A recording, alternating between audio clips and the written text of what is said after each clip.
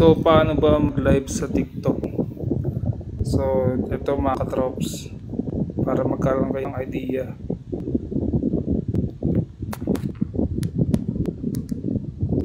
So, nandito tayo ngayon sa aking monitor.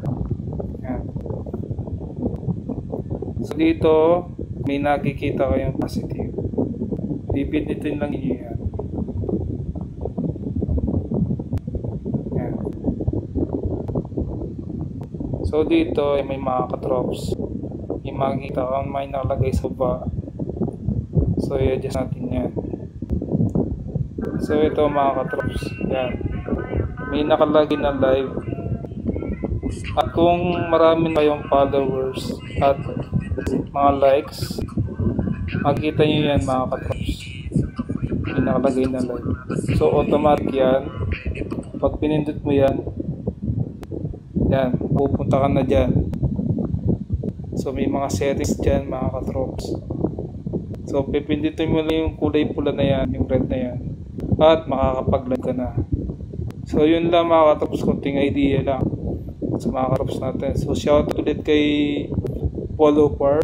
Yan, shoutout sa kanya. Yan. So, very easy lang mga katrops. Basics lang kung paano mag-live sa TikTok. So, shoutout sa ating mga katrops sa nanood, mga nanood dito sa live. Maraming po salamat. Shoutout po sa inyo lahat.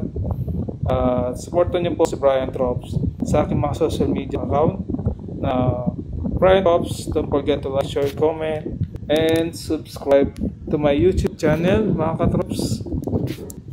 Then click mo na rin notification bell para updated ka sa mga upcoming vlogs ko at mga live streaming po sa TikTok, sa aking TikTok, Facebook at sa aking YouTube channel mga katrops. At kasama ko minsan mag-live yung aking at mag-vlog yung aking anak na si Steven Clark Lagman. So shoutout sa anak ko.